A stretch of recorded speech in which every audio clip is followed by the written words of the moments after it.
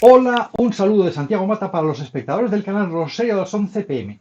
El 15 de mayo de 2022, el Papa Francisco celebró en Roma la beatificación de un grupo de 10 personas, entre las cuales estaba el sacerdote carmelita holandés Titus Brandsma, mártir que murió víctima de los nazis en el campo de concentración de Dachau, del que vemos precisamente en esta foto el Carmelo de la Santa Sangre, allí instalado desde 1964.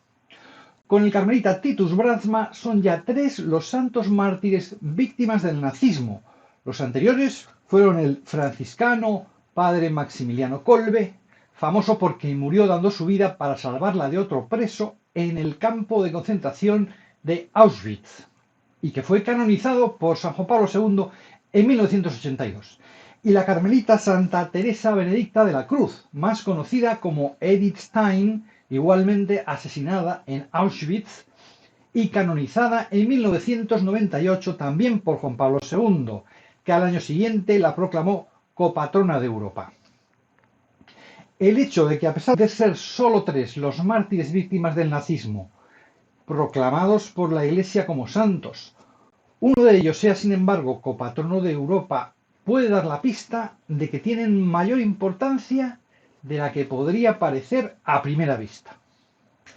En primer lugar, parece que nos está invitando a que demos importancia a la persecución del nazismo contra los cristianos, aunque pueda parecer de menor relevancia que otros crímenes cometidos por los nazis, e igualmente a que demos importancia al heroísmo de los cristianos que supieron percibir la maldad del régimen nazi, a pesar de que muy probablemente una mayoría de los cristianos que tuvieron en sus manos haberse opuesto a ese régimen no supo hacerlo.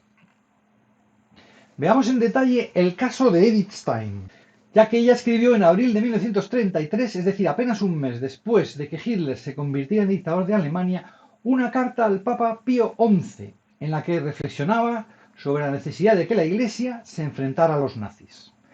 En su carta, Edith Stein denunciaba cómo los nazis expandían el odio, particularmente contra los judíos, y cómo lo hacían en nombre de un gobierno que se proclamaba cristiano, lo cual era para la futura santa una herejía descarada, una calumnia contra la santísima humanidad de nuestro Redentor, de la Santísima Virgen y de los apóstoles, que eran todos judíos, y en completa contradicción con la conducta de Cristo.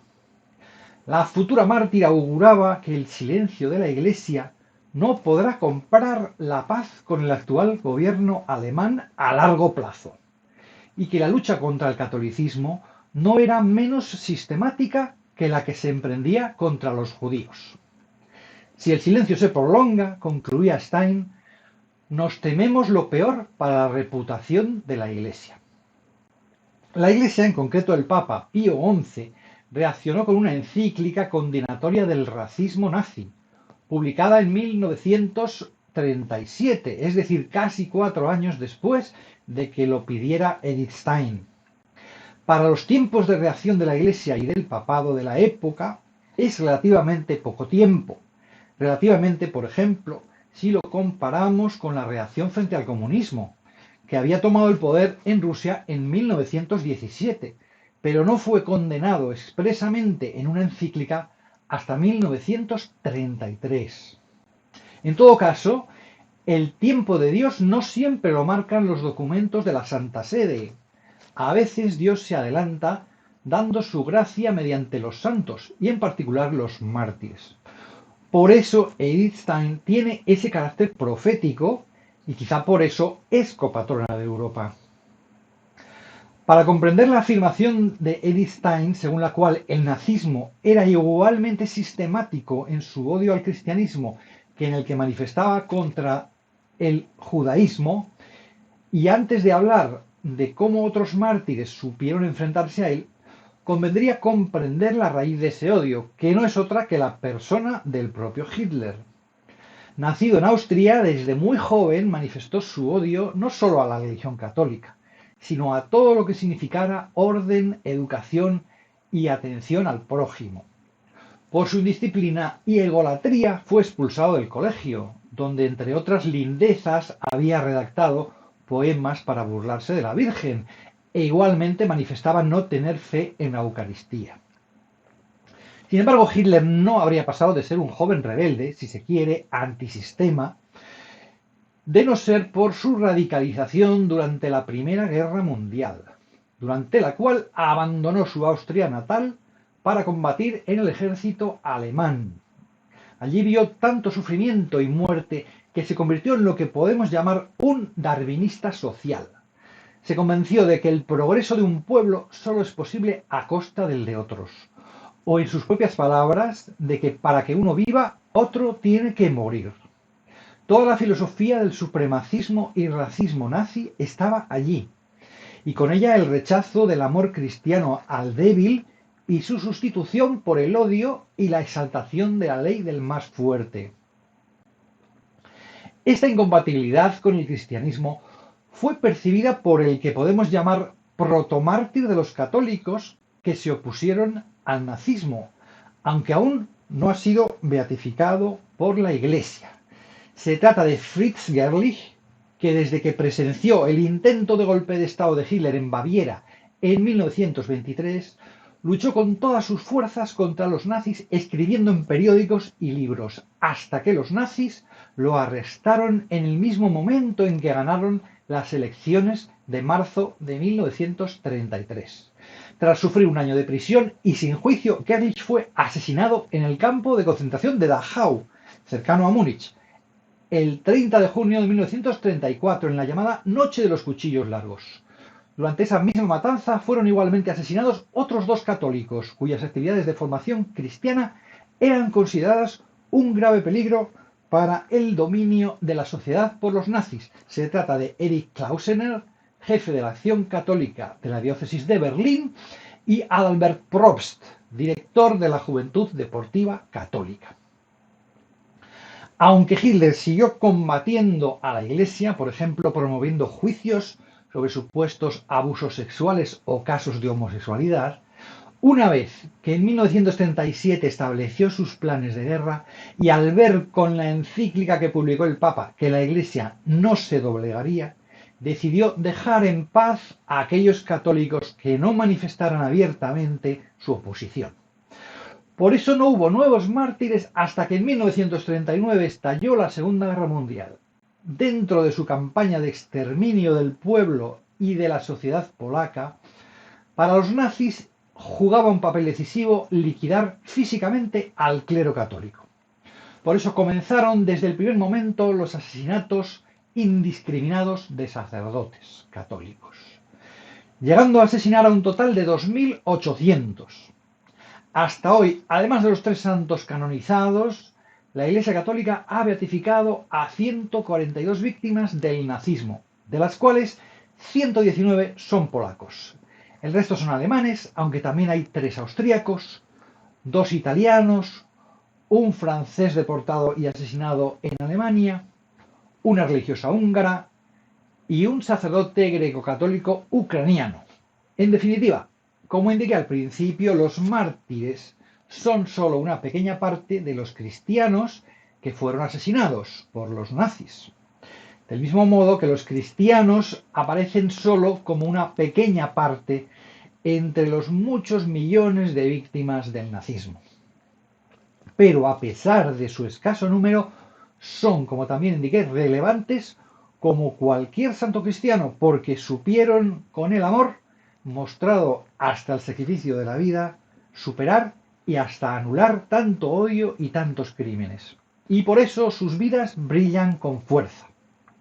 Comentaré ahora brevemente algunos casos y por lo peculiar de ser el único ucraniano, comenzaré por el caso del sacerdote Omeliankovich, de 59 años, sacerdote de la Archieparquía Greco-Católica de Leópolis, casado y con 6 hijos, que en 1942, cuando los alemanes encerraron a los judíos en el gueto de Peremyslany, 44 kilómetros al sureste de Leópolis, emitió para ellos más de 600 certificados de bautismo, escribió una carta a Hitler condenando los asesinatos y exigió poder entrar al gueto para atenderlos.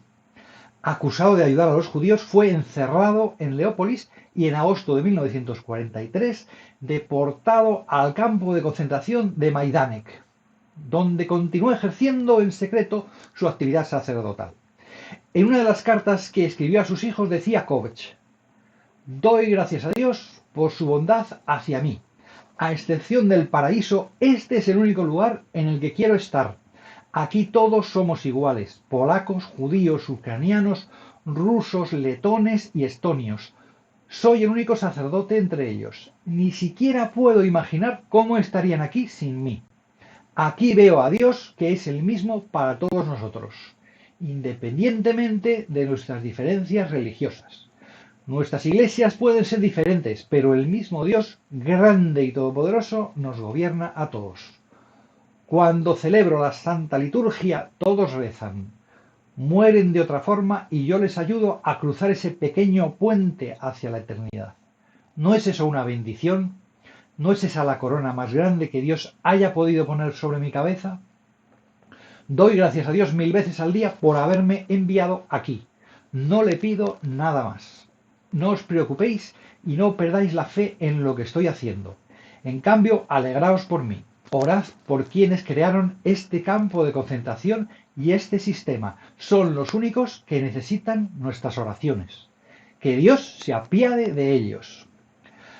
Su familia y su metropolita lograron permiso para liberarlo, pero no quiso salir, argumentando lo siguiente: «Ayer mataron a 50 personas.